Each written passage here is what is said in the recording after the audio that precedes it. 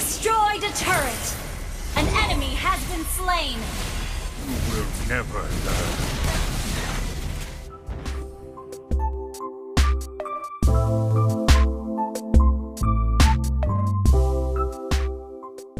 Bawat team kailangan ng mage. Kaya sa Mobile Legends guide na ito, malalaman mo kung gaano ka-importante ang mage at kung paano sila gamitin. Pero bago tayo magsimula, hit mo muna yung subscribe pati yung notification bell. Pag umabot na tayo ng 1,000 subscribers, sisimulan ko na ang giveaway. Okay? Let's go! Alamin muna natin ang role ng isang mage. Ang mage, sila yung nagbibigay ng magic damage or sila yung magic damage dealer. Malakas din sila mag-poke or mag-spam ng skill sa kalaban, malakas din mag-clear wave o kaya naman yung iba, malakas mag-burst at importante sila sa team fight kasi sa crowd control skills nila. Pero karamihan sa mga mage, mahina ang basic attack, mabagal din pumush, tsaka malambot. Kadalasan din, umaasa lang sila sa skill. Pero depende pa rin yun kung anong klaseng mage hero ang gamit mo. Pagdating naman sa laning, kadalasan mid lane ang mage. Dahil sa malakas sila sa early game, kaya nilang gumank agad at makapag-rotate sa ibang lane. Pero may mga mage din na nasa side lane. Ito yung mga mage na malakas mag-pressure sa lane or kaya nila mag-farm kahit solo lang sila. Isang halimbawa dito si Sask, si Guinevere o kaya naman si Harley. Pwede silang side lane.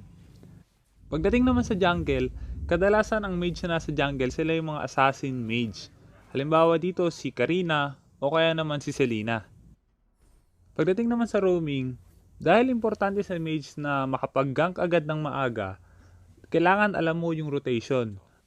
Napakaraming klase ng rotation, kaya gagawa na lang ako ng separate video para maintindihan mo kung paano ba mag-rotate. Pero ang importante kapag nagro-rotate ka, alam mo kung anong objective yung kukunin mo. Magka-crab ba kayo, magta-turtle, at kung sino ba yung unang tutulungan mo sa team. Importante din dito ang map awareness. Dapat lagi ka nakatingin sa map para alam mo kung anong objective ang kukunin mo. Pagdating naman sa pagkuha ng buff, importante sa mage ang blue buff kasi magbibigay ito ng additional magic power, cooldown reduction, tsaka yung mana skill loss reduction na kung saan mas bababa yung mana cost kapag gumagamit ng skill. Tandaan mo, importante sa mage ang mana. Kasi nga, skill reliant sila. Pag wala silang mana, hindi sila makagamit ng skill, wala na rin silang kwenta. Sunod, yung skill combo. Bawat hero merong skill combo. At dahil skill reliant ang mga mage, importante na alam mo kung ano ang combo ng skill nila. Halimbawa dito si Gord. Kailangan mastan mo muna yung kalaban bago ka mag-second skill, tsaka mag-SS. Para mas masalo ng kalaban yung damage. Kaya kailangan alam mo yung skill combo ng hero na gagamitin mo. Pagdating naman sa item build, meron akong ginawang separate video kung paano ang tamang pag-build ng items. Pwede mo siyang i-click sa description sa baba. Pero merong mga importanteng items ang mage na hindi mawawala sa kanila. Una dito yung Holy Crystal. Ito yung magdadagdag ng magic power sa mga mage. Sunod, yung Fleeting Time. Para naman to sa mga mage na matagal yung cooldown ng ultimate. Gagamitin mo to para pag nakapatay ka, mabilis mag-cooldown yung ultimate mo. At yung huli, ito yung tinatawag na Winter Truncheon, na kung saan, kapag binurst ka ng kalaban mo, pwede kang mag-freeze or hindi ka nila pwedeng atakihin or gamitan ng kahit anong skill. Kadalasan ginagamit to para hindi ka agad maburst ng kalaban. Pagdating naman sa team fight, dapat ang mage laging nasa likod. Tandaan mo damage dealer ka, kaya ikaw din yung unang tatargetin ng kalaban maliban sa marksman. So dapat mo lang gawin, mag-poke ka ng mag-poke at wag na wag kang magpapahuli. Pero may mga mage na kayang mag-front kasi meron sila mga pantakas gaya ni Lunox o kaya naman ni Alice na kayang mag-lifesteal sa mga kalaban. Pero hindi pa rin dapat silang mag-front kasi once na natapos yung skill nila, madali na lang din silang mamatay dahil nga malambot ang mga mage. Pagdating naman sa pagpopoke, kailangan alam mo kung kailan mo dapat gamitin yung skill. Hindi yung basta ka nalang pindot ng skill mo. Kailangan kasi tamaan mo yung kalaban. Tandaan mo, pag hindi tumatama yung skill mo, pwede kayong matalo. Para mas madali mong mapatama yung skill, mas maganda kung pumag-pick ka ng hero na may ka-combo. Isang halimbawa dito si Johnson tsaka si Odette. O kaya naman si Tigreal tsaka si Gord. Pwede ring si Harit at Hanabi. At marami pang iba. Pero kaya gumagamit ng mga combo para mas madali mong mapatama yung mga skill mo. Kasi importante nga na tumama ang skill ng isang mage. At pinakahuli, karamihan sa mga mage user, hindi nila ginagamit yung basic attack nila. Kasi nga mahina lang naman yung damage. Pero tandaan mo, bawat damage importante kahit maliit man yan. Lalo na kapag nagpo-push kayo, o kaya naman kahit sa simpleng pag normal attack lang sa mga kalaban. Pero tandaan mo, hindi ka pa rin dapat mahuli. Kung tingin mo mahuhuli ka lang ng kalaban pag nag-basic attack ka, mas mabuti nang wag ka na mag-basic attack. Sana nakatulong sa inyo ang guide na ito para maintindihan mo kung paano gamitin ang mage. Meron din akong iba't ibang guide para sa ibang role. Ilalagay ko yung sa description below para mapanood mo. Kung nagustuhan mo ang video na to, hit mo yung thumbs up at i-comment mo na rin kung anong guide ang tingin mo na dapat kong gawin.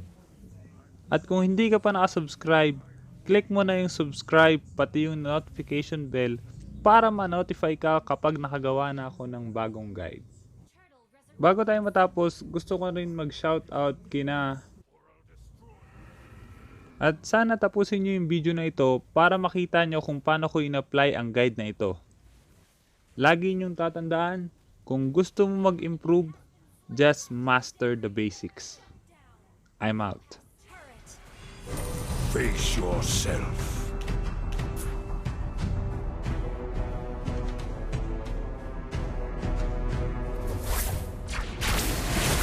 Stop pissing my world. Your team destroyed a turret.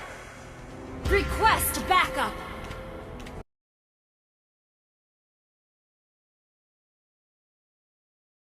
Mystic magic is so wonderful.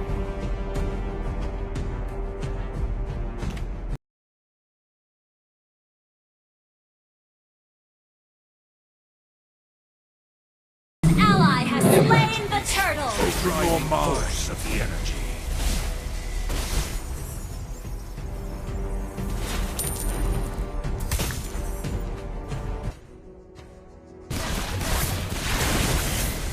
Face yourself.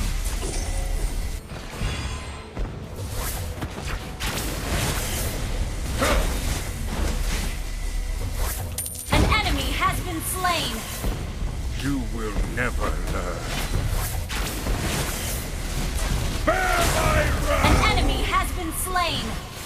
An ally has been slain. Unstoppable!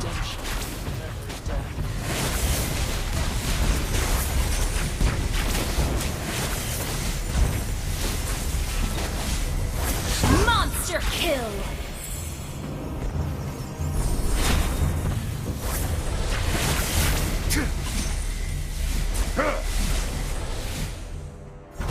Your team destroyed a turret!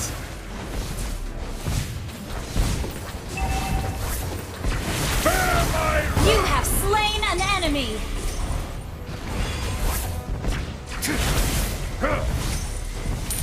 Your team destroyed a turret! Imagination is the Killing spree!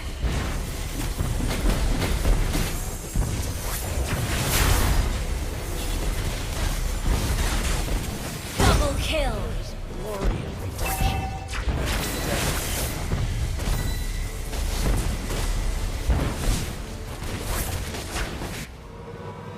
Click mo yung subscribe para magkaroon ka ng win streak.